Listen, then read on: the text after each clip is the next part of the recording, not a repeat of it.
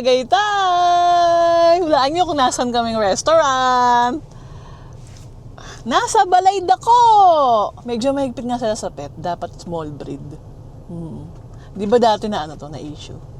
Ay, wala lang, yun lang. Share ko lang. Naalala ko lang. Kasi si baby, hindi pa nakakakain dito sa Balayda ko. So, gusto niya raw subukan. Kaya yun, di ba? Candice! Siya birthday ni Candice, right? Anak, ayan oh. 'Di ba? So mamaya ipapakita ko sa inyo yung loob ng Balayda ko. So see you later, guys. Ito na. Pasok na kami ng Balayda ko. Ito pala yung itsura niya. I'm sure naman familiar to sa maraming tao, 'di ba? Kasi nga siya, isa siya sa mga top restaurant dito sa Tagaytay. Ayan. Mas sumikat to nung after pandemic, post-pandemic dahil sa kanilang breakfast. 'Di ba? Yung tig 1,200 ba 'yon? 'Di ba? Ano pa ba? Kasi 'di ba yung breakfast dito masarap? Yun ang pagkakaalam ko kasi hindi ko pa nasusubukan yung breakfast. Pero nakakain na ako dito twice na. Eto. By Antonio's pala siya. Kaya yon, bibigyan kayo ng ganito. Pagpasok nyo, this one. Yan. Tapos i-scan nyo yung QR code. Mag-fill up kayo. Then hihintayin yung tawagin yung number nyo. Ito yung pinaka-number nyo. Diba? Pwedeng sa kotse muna kayo, ganun. Pero meron namang waiting dito para mas malamig. Lalo ngayon summer, mahirap. Ang init. Tapos dito naman yung sa pet. Kasi meron kaming pet ito. Yung pet policy. Ayan yung pet policy nila. Yan. Pasok ka tayo sa loob. Ayan, pasok ka tayo. Ayan, di ba? Ang ganda. Modern na old. Candice! Happy birthday, Candice! So, dito yung kanilang waiting area. Tapos meron din silang bakery. Ayun baby, 30% yung mga breads and pastries doon Tapos yun. Ito waiting area. Tapos meron ditong pre-lemon water. Ayan. Naghihintay kami na tawagan yung number namin. Wala pa kasi. Tapos dito, baba tayo para makita nyo. Dito yata yung pagawaan ng bibingka, alam ko. Or yung piyaya, oo. Kasi nakatikim na ako ng piyaya dito. Tapos dito yung mga ice cream. Ayan ang dami nilang ice cream, di ba? Sweet corn, sugar-free dark chocolate, queso. Pana, ano yung pana? Pana cotta. Mango, sugar-free barako. Buko pandan, lychee, sarap Tapos ayun, ayan, ang dami. Ang laki nga. Ito sa yung view. Ang laki, di ba?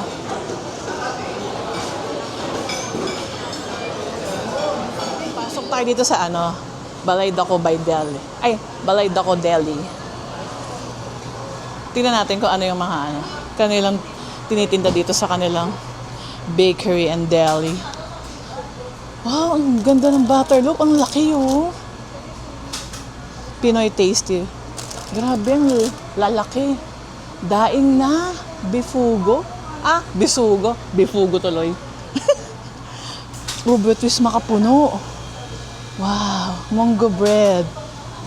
Salted egg ensaymada. Raisin. Ang sarap ng raisin roll. Gusto ko nito. Ayan pala guys, yung bago ko ngayon kinaadigan. Raisin bread. Diba? Ang dami, merengue. Meron silang hazelnut jam, mango hazelnut jam, mango berries jam, ano pa ba? Ito, mga kasaba chips, chicharon, lengua de gato, barquillos, ano pa ba? Cheese roll, ensaymada, queso de bola. Marami silang binibenta. Ay, sa ano to? Kala ko parang style, wow, mango tart, Burgess, homemade product. Parang ang sarap, parang yun sa ano, di ba? Sa, ano ba yun? Sa Gimaras, ganito itsura. Ito yung packaging. Wow, sarap na mga cakes. Salted caramel cheesecake. Oh, mukhang promising. Salted chocolate truffle. Chocolate tema cake. Kasaba cake. Ito, oh. Merong maliliit. Subukan kaya natin yan. Diba? Kasi ito freshly baked buko crumble. Wow, masarap. Ang marami silang tinda. Yung.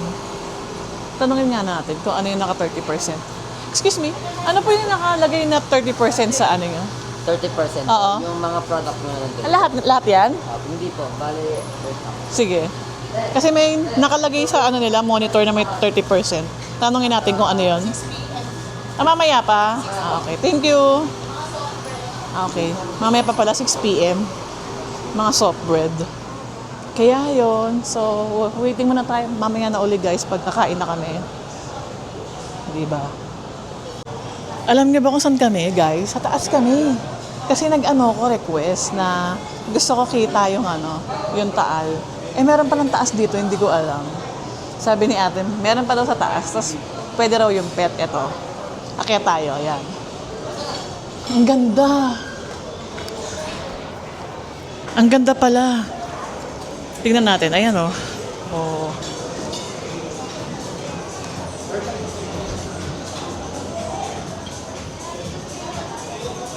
Ang ganda niya, 'di ba? 'Di ba? Ayan, oh. Kasi parang bar din 'to eh, terasas. Ayan.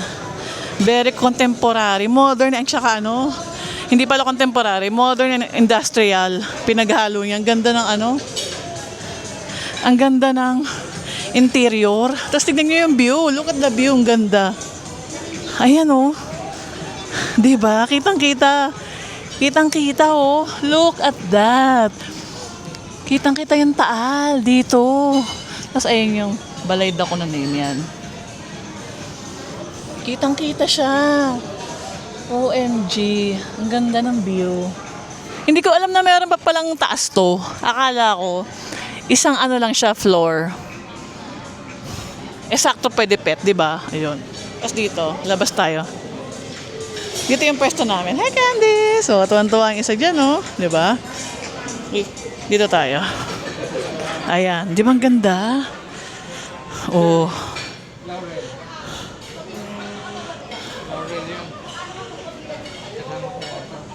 Tapos meron dito, ayan, ito, super alfresco. Tapos naka-couch, ayan.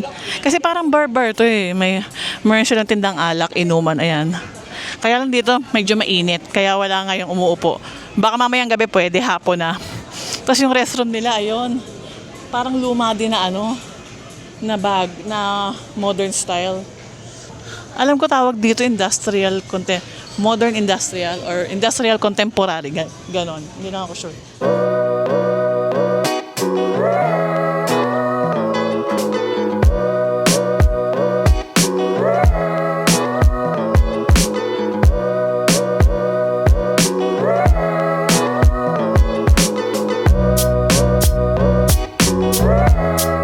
Uy guys, big servings pala dito, hindi ko alam.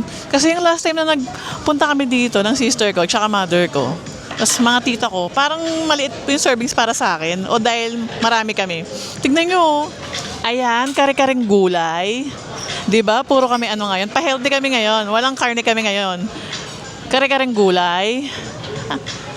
Ano to? Puso ng saging. Ginatang puso ng saging. Tapos, burong hipon, tsaka talong and mustasa, my favorite. Ayan. Ito yung burong hipon. Tapos, ano nga ba to? Tawilis, of course. Nasa Tagaytay kayo. Then yung alamang ng kare-kare, yan. So, ano? Anong verdict? Sige, ikaw muna. Masarap. Ayan, oh. Ang dami, no? Ewan ko, maubos namin yung bahala na. Ang ganda pa ng view talaga. Tingnan nyo. Oh. Di ba? Yan yung aming view. Oh. Wow. Pwede ba dito lumipat?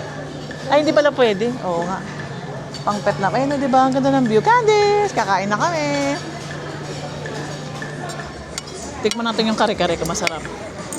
Kare-kareng gulay ito ah. Ang pinaka parang karne nga rito is tofu. Sarap na. Ang sarap din ng bagoong nila.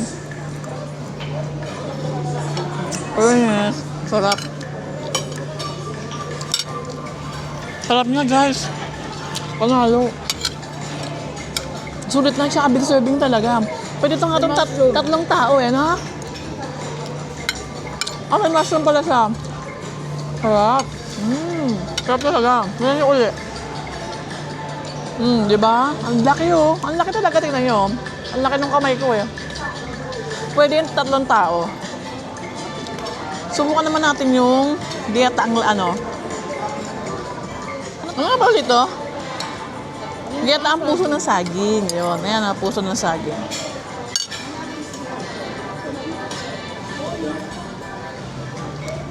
Masarap din. Maanghang. Maanghang. Masarap din. More on anghang side siya. Sarap. Kaya pala parang hindi gaano maalat, malasa. Yung pala yung kukuha ka ng lasa sa anghang. Ang sarap. Ngayon ako nakakain na ganitong ano, puso na saging na ganitong anghang.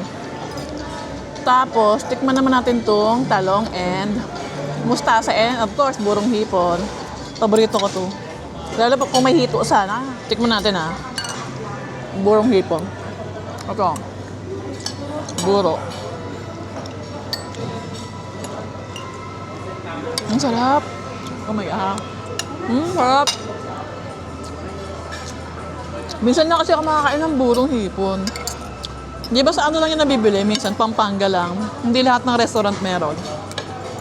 Siguro, itong balay ko is Kapampangan. Kasi di ba meron silang burong hipon? Ito yun o, yung gata. Gata ang puso ng saging. Tapos ito yung buro. Kasi yung tawilis, mustasa, and talong, yun nga. Ang sarap. Ang sarap talaga ng burong hipon. Alam mo, kaya ko itong kainin lagi. Kaya pag yung isang restaurant, meron silang tindang ano, meron silang in-offer na burong hipon, yung menu nila, talagang orderin ko yun. Order ako agad. Walang isip-isip. Kasi nga, bihira lang to sa mga ano, di ba? Sa Manila, hindi ko alam kung sinong restaurant nag-ibento nito. Tapos, ito naman, subukan din natin yung tawilis. Nag-order din kami, di ba, kanina? Pinakita ko sa inyo ito. Kung ano pala siya, kung crispy ba and crunchy. Sarap. Kaya lang ang lalaki, no? Oo. Kung maliliit eh. Tsaka tignan nyo, oh. May mga tinik-tinik. Ang laki ng tinik niya. Okay lang, pero hindi rin kasi ako mahilig sa tawilis. Pero, masarap naman siya. Ang laki lang ng ano. Ang lalaki lang, no? Ayan, no? Kasi pag malaki, di ba, maano yung tinik? Malaki din yung tinik, no? Eh, hindi ko na siya orderin next time. Kasi meron kami nakain. Mas masarap dito. 40 pesos lang. Yung binibili ng tita ko sa office nila. Ang liliit na, no? Tapos talagang walang tinik. Matinik to. Masarap sana eh, oh. Ang sarap ng pagkaka-breading, no? Kaya lang ang tinik.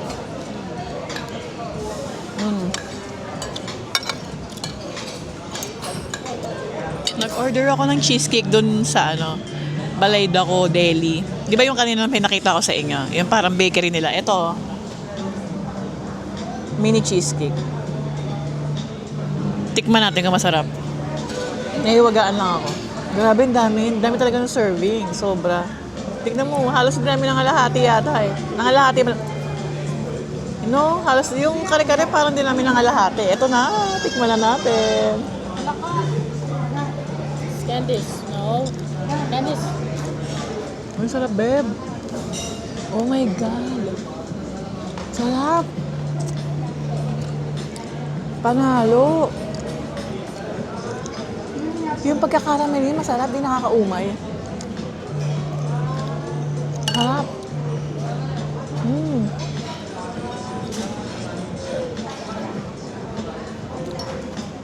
Ano to?